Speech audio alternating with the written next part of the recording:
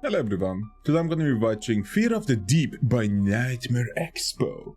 Oh my god, it's probably creepy. Okay, it is obviously going to be scary. Oh no. Okay, it's Nexpo. Who knows? Who knows? Sometimes he makes like logical and mysterious videos, but sometimes it's just absolute terrifying truth about the reality. 3, 2, 1, go.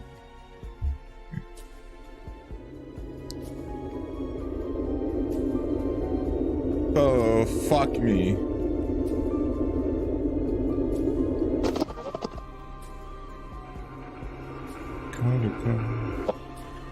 is George. Please leave a message at the tone.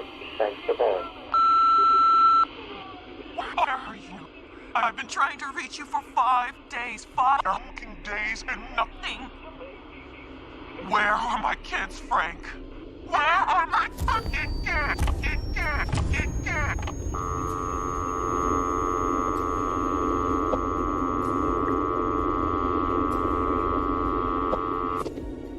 What is happening? What the fuck is going on?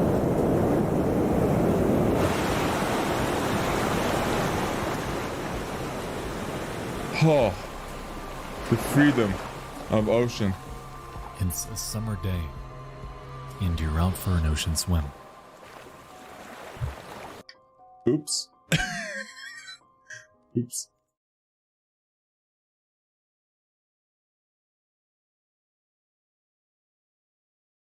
You take a breath. You head under. It's beautiful at first. You're in a whole new world. You keep going and going and going. As you come up for air, you notice the people behind you are quiet as nature's ambience has overtaken them. You just need one more look though, and alas, you take one more plunge. But it seems that you may have had a slight miscalculation. Oh no. As your eyes draw into focus, you realize that there's nothing to focus on. Oh, don't No do floor, this. no fish, no walls. All there is a void of darkness, a cold, endless abyss gazing back at you. There is nothing there but yourself, the water, and the vast unknown. Oh my god. Dude, he knows how to make the tension cut through you. Oh god, man. Jesus, this imagery. Okay, this is an Nexpo video because I'm already chilled through my bones and it's extremely cold too, so that doesn't help. Okay. Ooh, it is so dark. Like you can't see shit.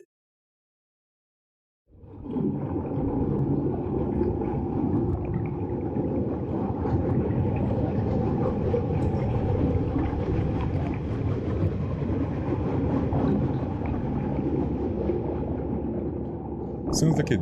You know, it's funny. I've been trying to figure out for years how to put into words the existential dread I get from something as conceptually simple as the ocean. Yeah. The immeasurable expanse that remains one of the world's greatest mysteries. It is painfully unsettling that our current knowledge of it is minuscule, rivaling that of the moon and even the planet Mars. I mean, that explains it, doesn't it? Like, because for ocean discovery, you need to go in something you don't wanna. For a space discovery, it's just so far-fetched that you are encouraged to do so because it's just so it's in the space, man. And to be fair, some biologists made this actual connection about research about penises and research about vaginas. The fact that research about penises happens way more often and is more done. I mean, to be fair, she kind of wanted to bring out that it is because of sexism, but of course she wasn't so biased, so she created this scenario that kind of made sense, that vaginas are like inside beings, like so it's more difficult to research them, but penises are there, so you can easily research every crack and cranny that they have. Like, we're talking about like medical reasons, but again, So this is basically the same scenario. Like oceans are so deep and you need equipment, and sometimes it's so dark, the pressure, there is no oxygen. A space is basically the reverse, but without the oxygen. Looking at the raw data, The pressure knowing is that over low. 80% of this underwater abyss remains unmapped non-existent. and unexplored to this day, drives home the gut-wrenching realization that we truly know next to nothing about what's actually down there. We know more about the surface of a planet we have never set foot on than we do about the ocean engulfing the vast majority of the planet on which we live. Yeah. To be fair, again, I'm so sorry, but I need to say this because the planet you can see, something that you can see encourages you to go to it. But the ocean is just mysterious. We don't know anything about them. Just like the Amazon jungles, they find new things over there anyways, but it's just some old shit that no one cares about. We know that there is life on Earth, but specifically we don't know that there is like reliable life unlike us on different planets. So that's why it makes it even more encouraging to go out and see what the fuck is that huge ball over there. And to me, that implication is horrifying. True. It is It's called the horrifying. deep blue for a reason, because it is incomprehensibly so.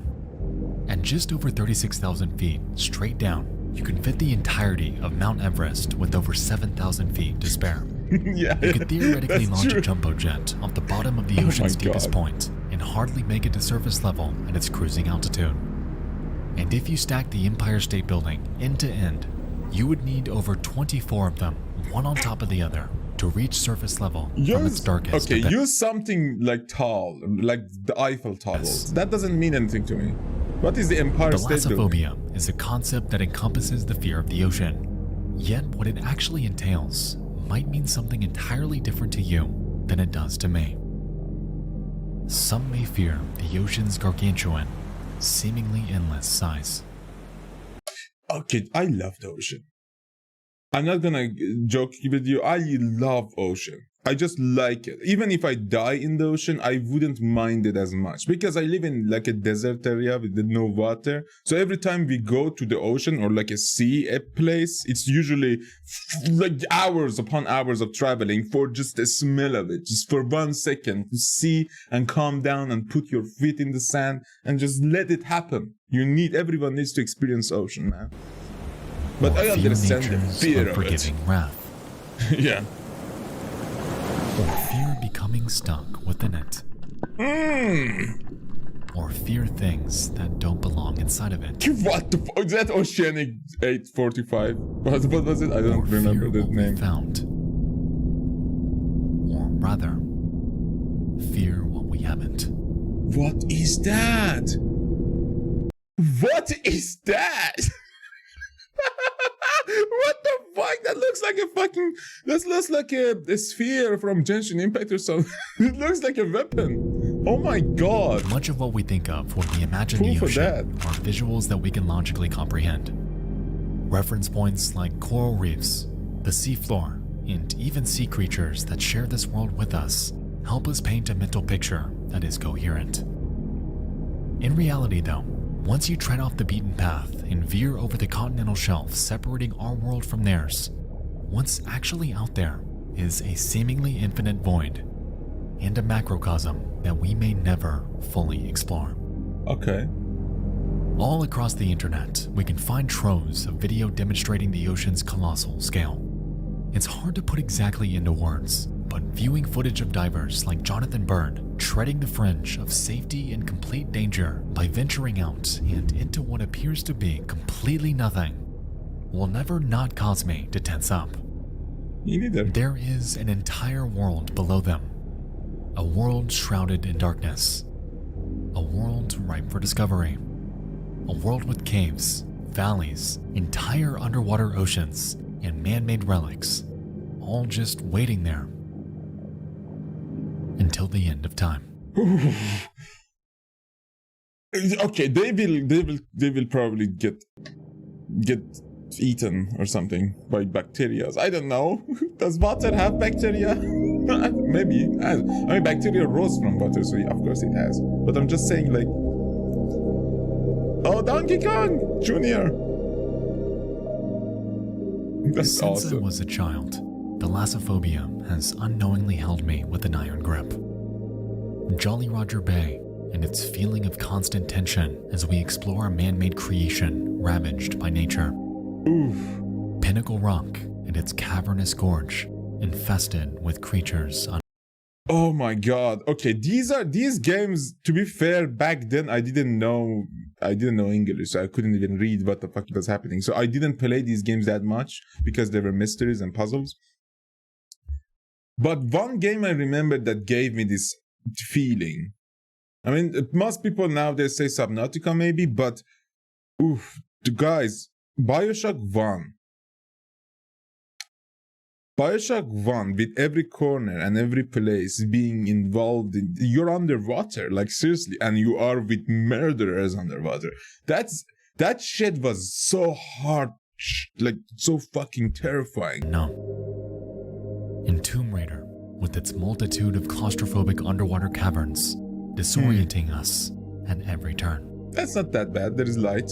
It's funny because paradoxically, I have always felt that the soundtracks to these levels are beautiful, which oddly always counteracted the dread I got from having to endure environments like this. Perhaps it was the fact that in these games we are almost always racing the clock, lest we drown to death when our time is up. Or the fact that enemies Ooh, this one. Always. Oh no! Oh my god, that's inside, isn't it? We do. Oh god. Or maybe it's the lack of visibility.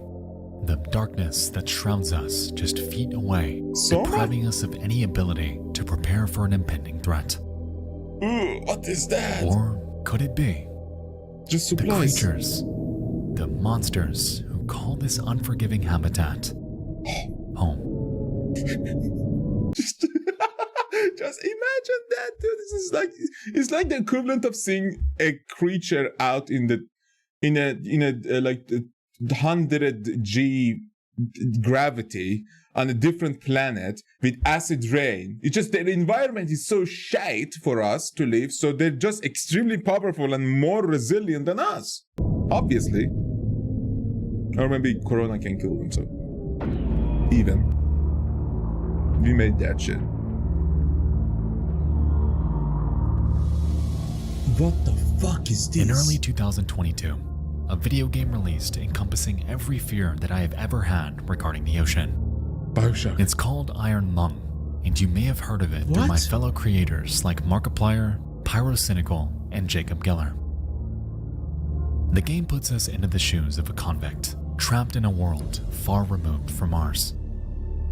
At the game's beginning, we're told that, out of nowhere, every single habitable planet was demolished in a cataclysmic event known only as the Quiet Rapture. With this, the future of humankind was left dangling by a thread, as only those aboard spacecrafts were safe from it. For years, the remaining survivors have done what they could to jumpstart humanity, navigating the vast frontier that is the universe in search of any sliver of hope that a habitable planet remains out there. Guided by nothing but dying starlight, mankind is confined to the... Oh my god. Okay, that sentence alone. Guided by nothing but dying starlights. Like seriously, because everything we see right now is dead, and that's just the time, the energy, photons takes to reach us. So it is terrifying that sentence Guided alone. by nothing but dying starlight, mankind is confined to the vast expanse of nothingness, left to salvage the scant resources left behind on a multitude of barren moons. But on just a handful of them, we find a strange anomaly. Oceans of blood that might be the key to unlocking the resources we so desperately need to survive. You and I are tasked with boarding a makeshift submarine that was not designed for extreme depth, navigating an ocean that is completely alien from anything we have ever seen or known, left to search for and photograph natural resources that may not even be down there. To add insult to injury, the submarine will be welded shut and the window reinforced with thick metal. A rolling method of navigation, a map, a rudimentary control system, a single camera, and our own intuition, guided by whatever sounds we may hear down there. For all we know, we may not survive. But inside the iron lung, We are safe. at least we won't know what killed us. That's even worse. That's even worse. This game sounds terrifying.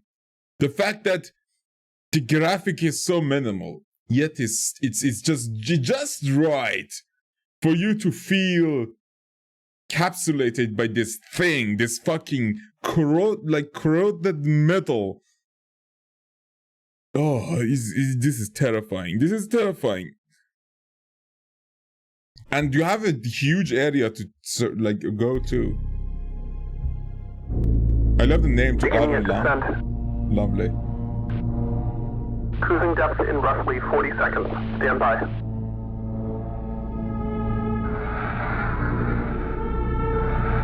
I'm seeing some voltage irregularities in the instruments, so keep an eye out for sparks or flames or anything like that.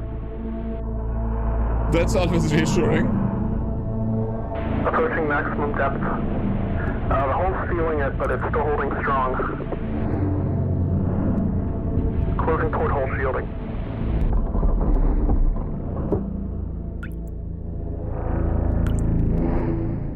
We're starting to lose radio signal.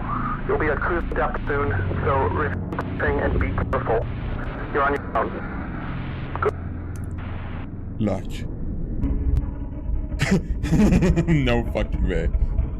Even if I'm From the the last very beginning, able human and all the blind people are telling me to go and you can cure everything, everyone comes back, I will not do this. You're on your own in the depths of an ocean, in a different planet that we have no fucking clue what's happening there. Doesn't we work. know this will Humanity not doesn't be work. simple. The iron lung flexes and creaks, seemingly reaching its limit under the crippling weight of the ocean. The radio cuts out, severing our only line of communication, and letters penned by previous convicts warn us of an impending fate. Oh, but a convict, so it makes sense. For the entire game, we're left to follow a map, adjusting our rotation Get my as we feet. blindly navigate this foreign underwater sea in hopes of taking pictures at each designated point. Interestingly, the iron lung is equipped with a proximity sensor to warn us when we come too close to an obstacle. And at first, it seems like a no-brainer. The ship is already cruising on its last leg, so any physical contact could spell the end of us altogether. Okay, that's fucked As we up. make our way to each One life. checkpoint, we're able to utilize a shoddy camera system to view the outside world. That is so worse, With so intervals bad. of just one single frame, we're left with nothing but grainy, black and white visuals that are more often than not completely inexplicable. A corpse of a foreign giant. Unknown structures with monsters just out of view. Legs from what appear to be giant spiders. Underwater? And objects that bear no discernible shape.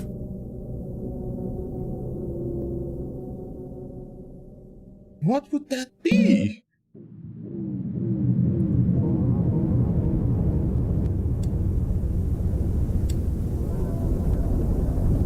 The horror of Iron Lung comes interwoven within the very fabric of how it's played. We are confined to an iron cell, left with none other than the dread stemming from our own biases as our minds fill the blanks these grainy images leave for us. And on top of this, as we traverse this underwater hell, What? What? That's not... Okay, that's Steam. Hopefully that's Steam.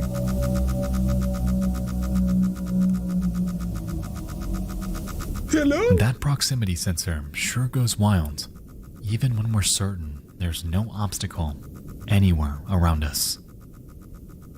Whatever is out there is lurking, analyzing us for just the right moment. We cannot see them, we cannot prepare, and we have no idea what it is around us. Picture? In a way, it's sort of poetic because it resembles the real world. Blood oceans upon vast alien moons aren't too far off from the concept of our own. And I think that's what makes Iron Lung so horrifying. Anytime we enter the ocean, we enter a habitat not made for us. We can't breathe. We can't hear. We can't see. What the fuck is that? That looks But like they a can. tentacle. What the? Tonight, I won't spoil the ending, so if you haven't yet experienced this game, please do, because it'll be well worth your time. The story is engaging and thought-provoking. The atmosphere is unmatched for those afraid of the deep, and the ending has a catch that will stick with you for a while. Huh. In my opinion, Iron Lung is one of the greatest modern examples of thalassophobia portrayed through video games, and as an avid fan of Subnautica, that's sure saying something. Huh.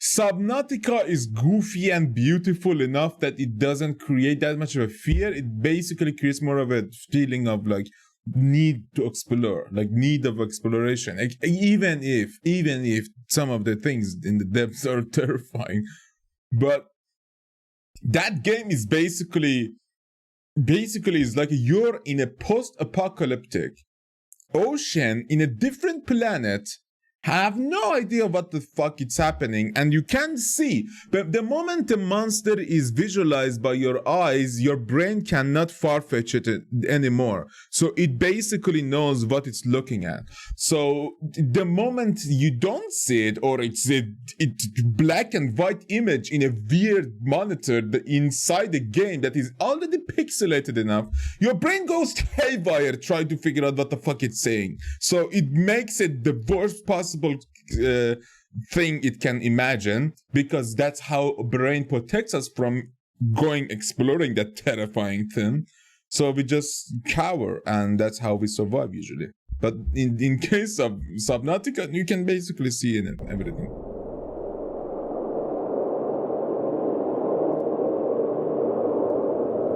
They're completely alien. It's gargantuan, slimy. It's disgusting. On its face are massive cysts and tumors, with small appendages emerging from them. And worst of all, it smells. Because it's rotting. Nevertheless, What it draws a killed crowd it? in the hundreds, all eager to examine and preserve. Wait, what killed it first? And secondly, how is it have cancer to that degree? What caused that much cancer? That's probably either nuclear or some kind of radioactive reaction. Can an animal or some poison cause fast-growing tumors in people? I don't know of any. So this is Colossal spectacle. insane. Among the crowd, we encounter a young boy with an acute fear of the ocean. All his life, he's had nightmares of floating in the deep sea, surrounded by hordes of massive ocean giants. Oh, this should be terrifying for him. While out there, he meets a woman named Mie. She explains that 7 years prior, she had lost her fiancé in a ferry accident.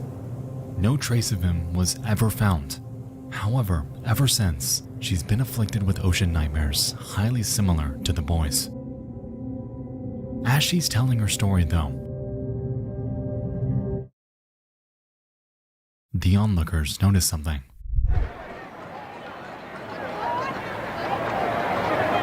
What? The creature's skin has transparent spots, and on the inside are humans, entirely intact. They cut the creature open.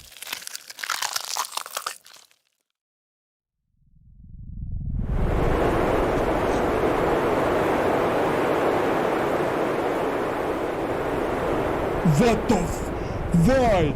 Why? How? Jesus Christ!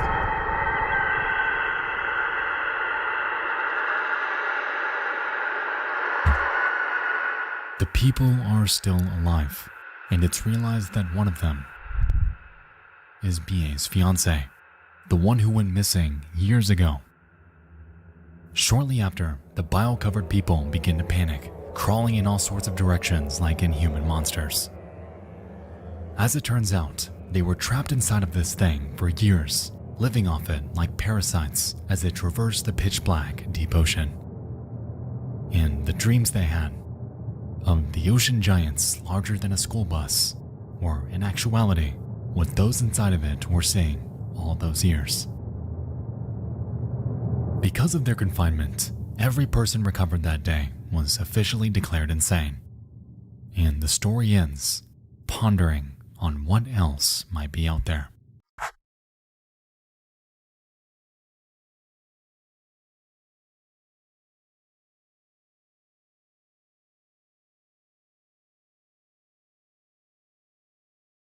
Goodbye, ocean. I never am going to go ocean.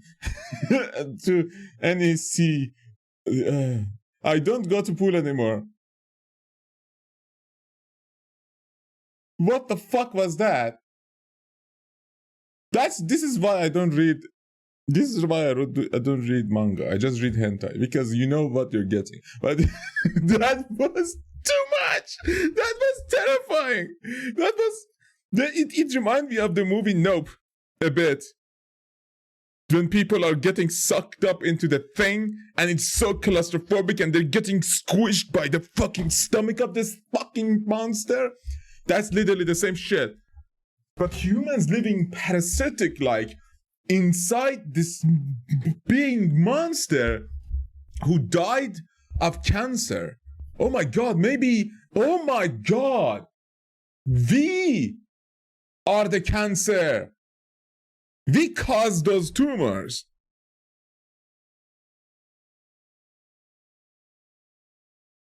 This will make a very, very, very, very good show.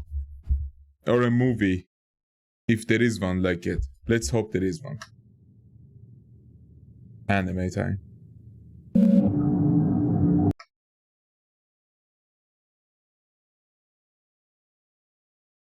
Thing that drifted ashore. That's such a simple yet terrifying story.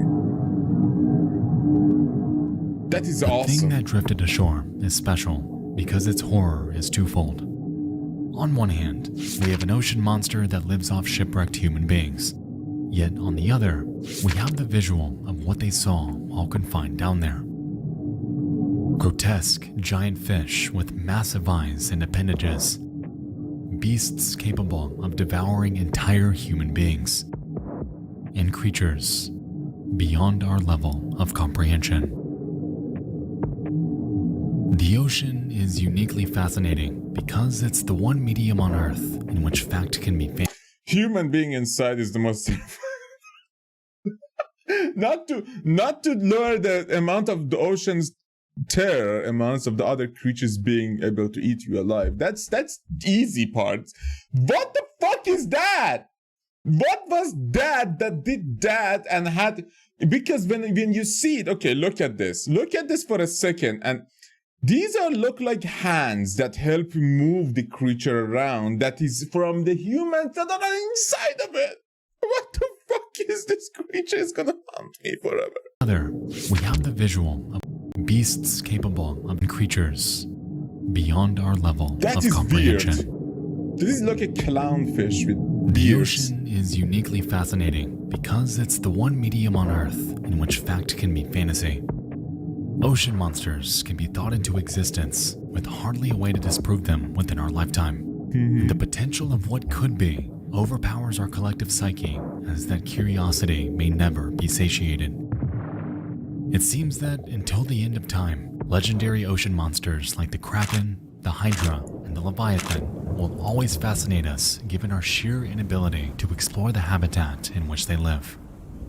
Tales of the high seas, of tragedy by the hands of fantastical beasts will persist evermore, fueling fans and fears of the ocean for generations to come. The thing that drifted ashore nails this mystique in the realm of legend, yet it plays on concepts entirely grounded in reality. Deep-sea giants are not fiction, and the condition of abyssal gigantism is, in actuality, the farthest thing from fantasy. Wait. What are you talking about? What do you mean? Are we going to Australia?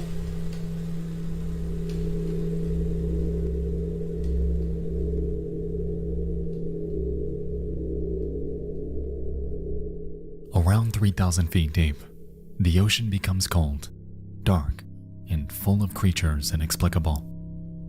In lieu of the octopi, dolphins, and vibrant ecosystems embedded within coral reefs, That's we beautiful. instead find species exhibiting bioluminescence, Huh? bearing foreboding teeth, and riddled with a curious affliction. Colossal size.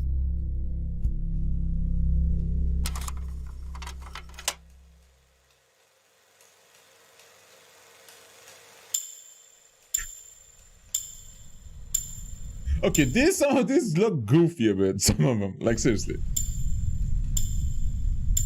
Okay, that is alien. That is literally an alien ship. It's probably filled with people. It's just small for us, so we don't give a shit. A snow? What?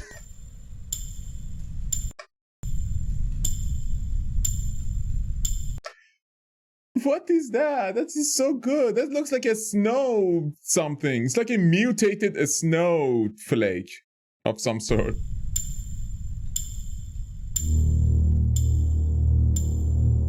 Okay, this is getting... When we look at these photos, it's difficult to establish a sense of scale. The colossal squid alone looks relatively unassuming until you're given a visual comparison respective to a human. The oarfish appears like a minuscule eel until you realize they can grow up to 36 feet long. Deep-sea gigantism has created a plethora of monsters. Japanese spider crabs bearing 12-foot legs, deep-sea isopods growing multiple feet in length, What?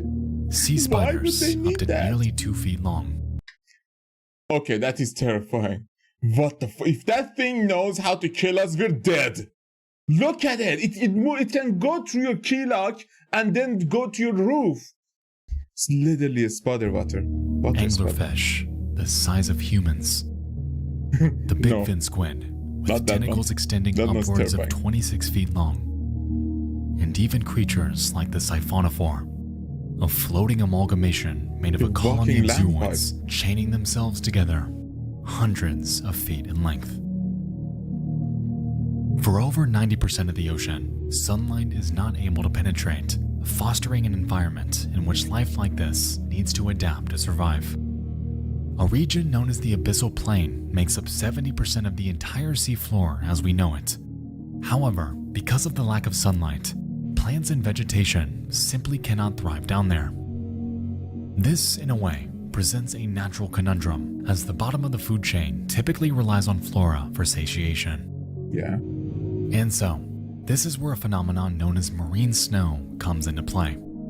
Made I up of heard of this. decomposed organisms from above, on top of fecal matter, sand, and the remains of fish, most of the known deep ocean fauna rely on it as their main source of food. With this in mind, it would only make sense for creatures to evolve by shrinking, as not only are they compressed by the ocean's sheer weight, Less but are energy also usage. left devoid of solid meals.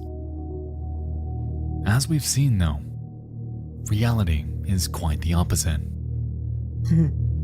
Kleber's Yeah. law states that the larger an organism's mass is, the more efficient its metabolic rate becomes. This notion results in colossal, highly efficient sea life lurking within the ocean's darkest depths.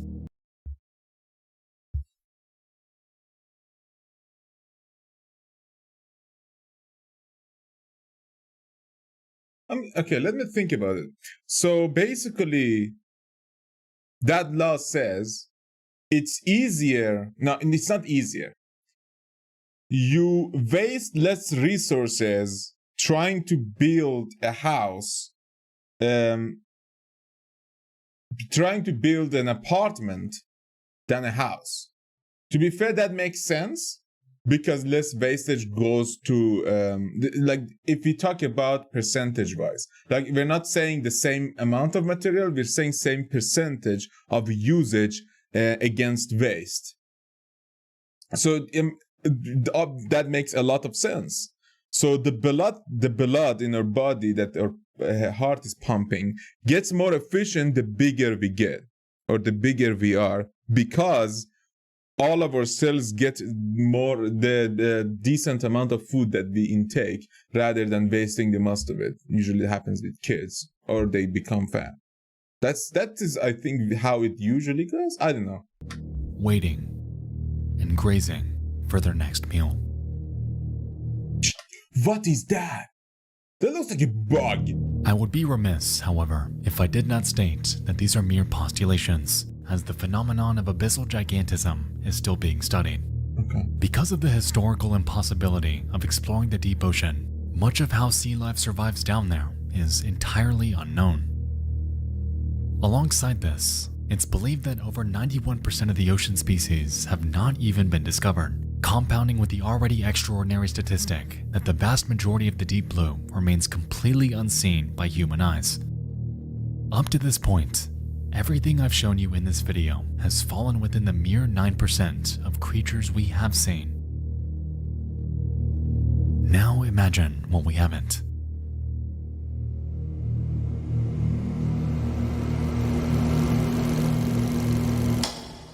You're not gonna show us? Please don't. I mean, if you haven't seen him, he didn't eat it. Thank God. So you can't show us weird creatures.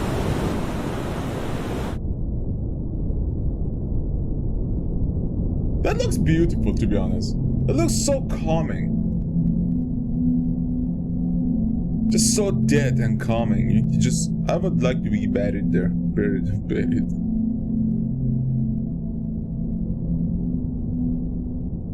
It goes without saying that the ocean is treacherous, yet that hasn't slowed those eager to explore it. The allure of underwater caves, blue holes, and ocean cliffsides make for an experience both riveting and spiritually fulfilling. However, it's unfortunately fairly common for deep-sea dives to go awry. Makes sense. Obviously. The Blue Hole. Dahab, Egypt.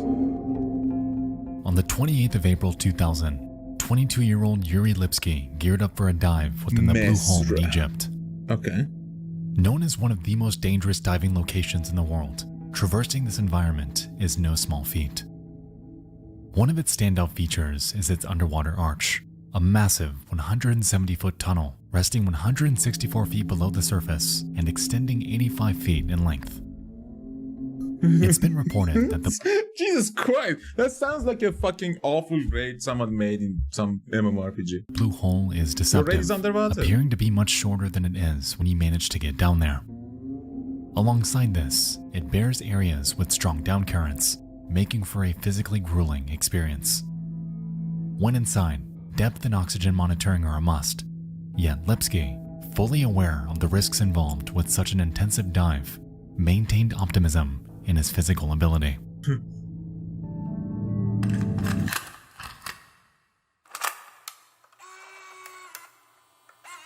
Oh no.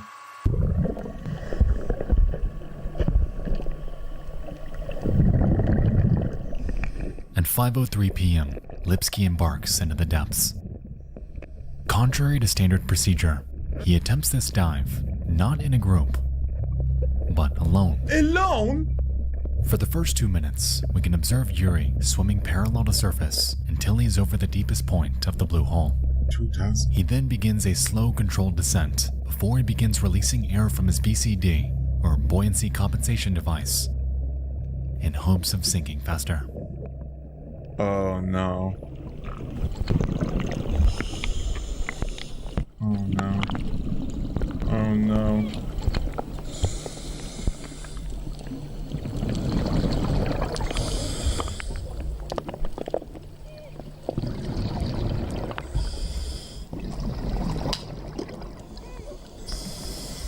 What the hell is that noise?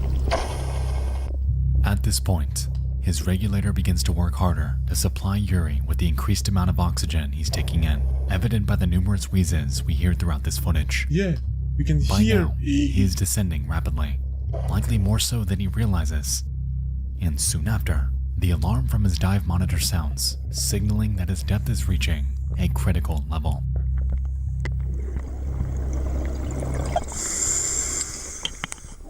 As long as you slowly ascend or...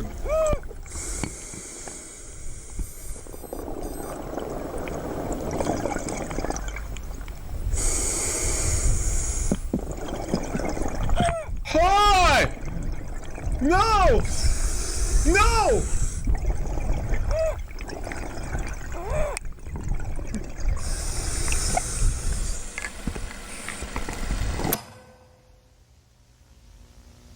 Yuri is now over 270 feet below surface, signaling a multitude of inconvenient truths.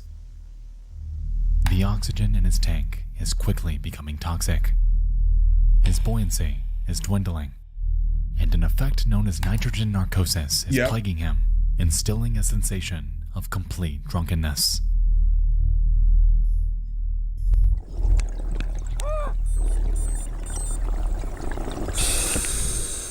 At 5:09 p.m., Yuri approaches the bottom of the blue hole at over 300 feet deep. Immediately, he fully inflates his BCD in hopes of returning to the surface. However, it's entirely ineffective as the downforce of the ocean negates any semblance of buoyancy. This realization appears to cause him to panic because his tank is now empty. He's disoriented. Yuri Lipsky is trapped.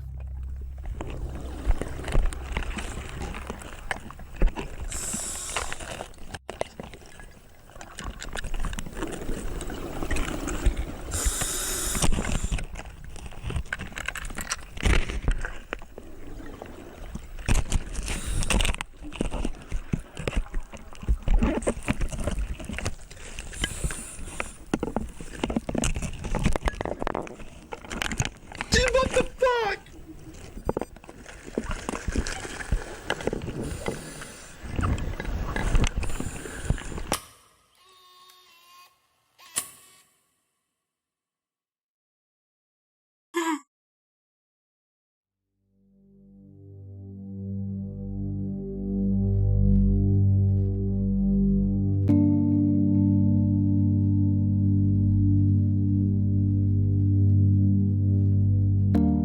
Yuri Lipsky met his demise in one of the most dangerous diving locations in the world. He embarked to set a personal record to achieve a depth that he had never before seen, yet in that pursuit lost his life to the grueling conditions of the deep blue. Since the incident, Yuri's body was recovered. However, the same can't be said for a multitude of others that have met the same fate. Oh my god. Online, you can find footage of divers discovering the remains of their counterparts with their gear still intact. And it's haunting knowing that if those specific divers did not dive in that specific spot, their remains may have never been found, forever confined to the pitch black crypt that is the deep sea. Imagine he's your friend, dude. That's literally how it's, oh my god, how it fucking would feel in underwater seeing your dead friend. Oh my god, this is fucked up. This is so fucked up. Oh my god. Humanity and the ocean have a bizarre relationship with death.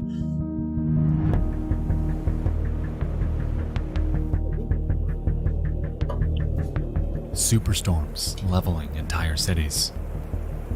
Gargantuan waves rocking man's largest ships like a bathtime toy. And rogue waves that emerge from nowhere, destroying even the largest and safest of oil rigs. Jesus Christ. day. That is so horrific. That is so fucked up. Listen, okay, to me nothing's more terrifying than an earthquake because we are in a like earthquake area, literally on the things. But at the same time, I can understand if you see a lot of water, any water related like natural phenomenon, natural disaster is going to be awful to you. So I understand completely how everyone's environment can be different. Remnants of over 3 million shipwrecks exist on the seafloor, with thousands upon thousands of massive man-made objects accompanying them. Much like the remains of divers, these relics imply and signify defeat and death, lost by the hand of an environment we had set out to tame, and an everlasting token of failure. True. There's That an I can't interesting deny that. subset of thalassophobia called submechanophobia that delves into the very specific fear of encountering these relics in the wild. It's this primordial repulsion caused by the crippling uncanniness of an object that does not belong, compounded with the lack of any ability to determine its true size.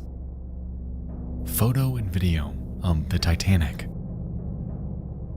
of forgotten animatronics, of ancient relics, a massive anchor, of sunken airplanes. Oh, these are so weird. These images are so weird. If you look at that, you say that's a creature from... But it's part of what we made, and nature is mocking us with it. Massive anchor. Here's a monster, you wanted a monster. You made it, I made it a monster. In the interior of shipwrecks. Jesus. Are effectively fueling a newer, more recently discovered phobia made possible by the rise of cameras able to document them. But it isn't always abandoned structures, though, as video, like this one,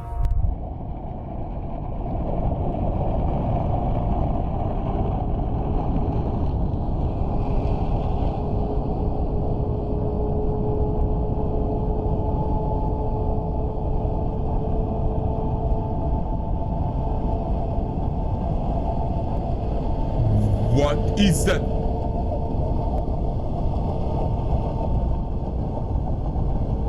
That is submarine? also exemplify this phobia in its purest form. For me personally, submechanophobia persists because of the total inability to fully see an object as it truly is. Like we touched on earlier, our minds are hardwired to fill in blanks with what could be, and more often than not, we achieve this with the most horrifying possible outcome. So basically you become the worst person or the best person in that scenario based on your half full, half glass empty type. Like seriously, right? If you're optimistic, your mind is going to say it's probably not something bad. And if you're a fucking jumpy person like me, you create this most terrifying monster and you basically become unable to move. You became all of that shit. So basically, you don't want to be neither of those. You need to be in the middle and think logically and emotionally at the same time. Sometimes emotions... On land, fog is always seen as a mood setter for the strange and mysterious. And inside the darkest confines of the deep blue, perhaps we can see this idea at work here too.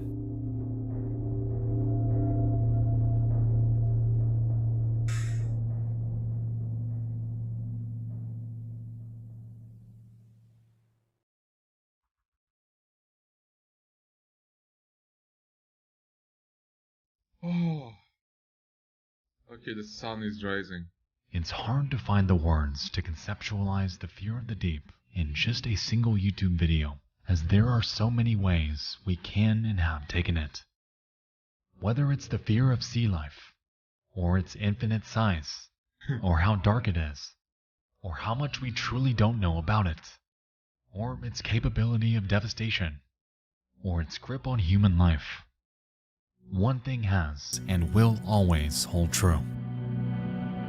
The ocean is fucking horrifying. Yep. It's an unforgiving frontier harboring some of the I love it when the actual Nexpo comes out. Like the Nexpo, we know Nexpo, but we know Nexpo with some ordinary gamer and other people doing podcasts and sitting together and saying the F word a lot. I love that when creators do most that. harrowing Bring their life own and self to environmental it. enigmas on the Love planet. It is and always will be one of life's great mysteries. An entire world we share, yet know so little about.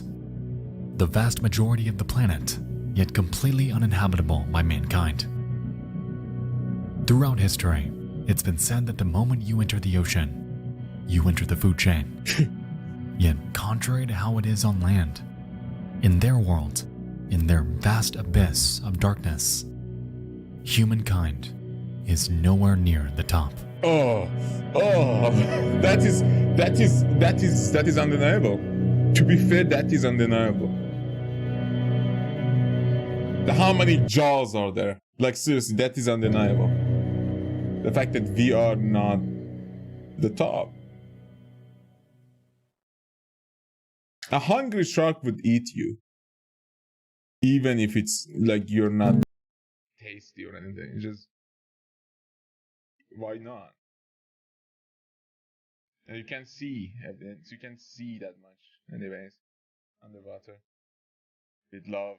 Dude, that was awesome. That was actually really awesome. I always feared the oceans. But like,